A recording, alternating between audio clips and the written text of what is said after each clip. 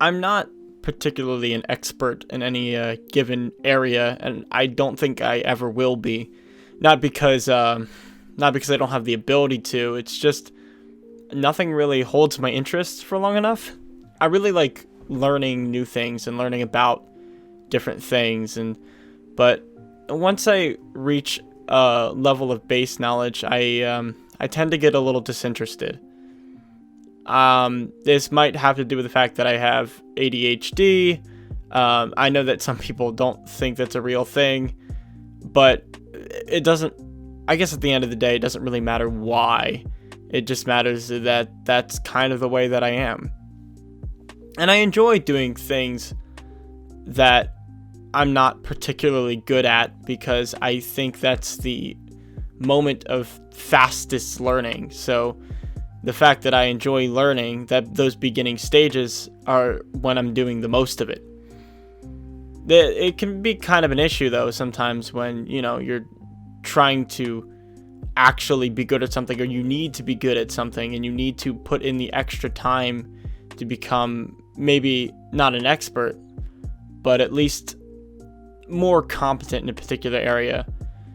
I am by no stretch of the imagination an artist or anybody with any sort of fine motor skills.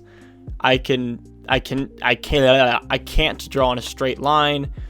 I can barely keep my concentration for long enough to do so, which is why doing this kind of pixel art stuff has been pretty fun for me, because I have ideas for like paintings and images, as I think everyone does, but don't really have the skill, the inherent skill, much less the learned skill to execute on those ideas. Which is why this pixel art has been super nice, because the pixel art is partially math, right? Like, I can count the number of squares on one side and match that number of squares on the second side and make a symmetrical image. I don't have to worry about how smooth my hand is or how accurately I can physically do the function of making a symmetrical image. It's taken me a little bit of time to get back into doing this. You can see on my face cam here, I already have some pixel art done.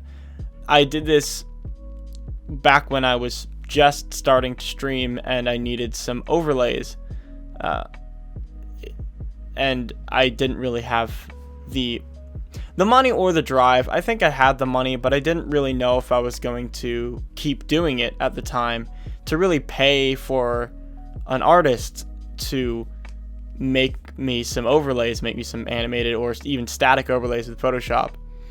So I made one myself. I watched some tutorials online on how to do some of the more basic looking ones, the standard ones with the lines, and I don't know exactly how to describe it. You know what I'm talking about though, the TV quote unquote look. And I made myself one of those and I just couldn't make myself like it. So I made this one instead. I thought it was more whimsical. I thought it was more entertaining. I could animate it myself and I could decide what was in it. But down the line, as I continued streaming, I bought myself overlay package. And it's very nice. The person did a very good job. But I really decided it just it didn't really speak about me or say anything about my character. It didn't convey a message. And that might sound like maybe a little hoity-toity and a little, artistic, whatever. But it meant something to me personally rather than, trying to advertise. I actually just got done doing a podcast episode of mine where I talk about how much I hate how much people pressure other people to make money and advertise themselves and whatnot. But I wanted this to be about me and my form of self-expression, not because I felt like I needed to or felt like I, needed to be as authentic as possible. And if I'm not being authentic, then I'm clearly not going to get any viewers or any of that crap. It just felt better to me. It just made me happy to have that type of thing. So once I got over the idea of being quote unquote professional as a streamer, whatever that means, or looking professional. I went back to it, and I'm definitely happier for it.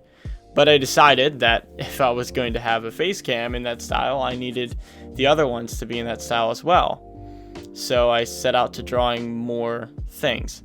Now, mind you, when I made this face cam, I was in between jobs at the moment, so I had lots and lots of time. It's been hard for me to commit time to making these, I would call them, I'm going to call them art pieces, but that might be a little high language for what it really is, but these art pieces to match the face cam, and because I wanted to do it. I don't think it didn't come out the way that I wanted it to. I'm probably going to edit it again later, and obviously, this is my starting soon screen that you're seeing me make right now. I still want an intermission and an ending tag and all that good stuff. And while I'm saying this, I'm looking over at the footage and realizing that my cam is slightly over the border. There's clearly some things to improve upon, but I was really happy I did it. And it got me thinking about doing things that I'm not necessarily good at. There's a lot of, at least I feel, maybe this isn't true, maybe this is internalized or whatever, but I feel there's a lot of pressure to always be an expert in a particular area. If you're going to talk about it, you need to be an expert. I think the rule of thumb should more be, talk about what you know and talk about how you feel. I'm not going to instruct someone on how to make pixel art. I think if you go back in my history, there's something of me trying to instruct people on making pixel art, which was me trying to go for the instructional, educational YouTube video grab, and it didn't work well because it's not a good video, because I don't know how to do it. All you're seeing right here is just me playing around, basically. But what I will say, and what I do know about making these types of pixel arts, is that it is very satisfying being able to create something and look at it at the end of it. A lot of the stuff that I tend to do, I can't really look at. I do some acting, I do, day-to-day retail work, but you don't really get to see that. Having something I'm able to hold and use later on is an awesome feeling. Also, just figuring out how to do particular things, and when I got it to work, there was a big aha moment in my head that was very satisfying. It was just a really fun experience. I think I definitely got voice crack, oopsie, I'm 15 again. I think I definitely got tired by the end of it. It was a kind of an uphill battle, and I'm not super satisfied with the way the animation comes out at the end, which there will be animation at the end. And I was excited to do the animation because I've done it before, but I struggled this time to get everything exactly where I wanted it to be. But at the end, I was like, you know what? I've been working on this for probably about 6 or 7 hours now. I think it's time to call it quits in the animation and maybe come back to it. But and this is over the course of several days, and it's been a project to chip away at. I know, again, it probably seems ridiculous to some people that this took me, days to complete, when somebody could probably do this in a couple hours. But at the end, I didn't care about that, which excites me because usually I do. Usually I'm really worried about my how productive I'm being or whatever else. But another really fun part about this was having people come in, and we talked about what we liked, what we didn't like, different types of animators we enjoyed, and that sort of thing. And it was a really good experience. And I guess the end takeaway, I think there's two that I have. The first one is, it's really fun to do things that you're not going to be good at, for two reasons. One, because you'll probably surprise yourself on how well you can actually do. And two, I didn't feel the need to be good, because I already knew I wasn't going to be good. So I was going in with the expectation of being bad. And maybe that's a type of mentality I can go into future projects on.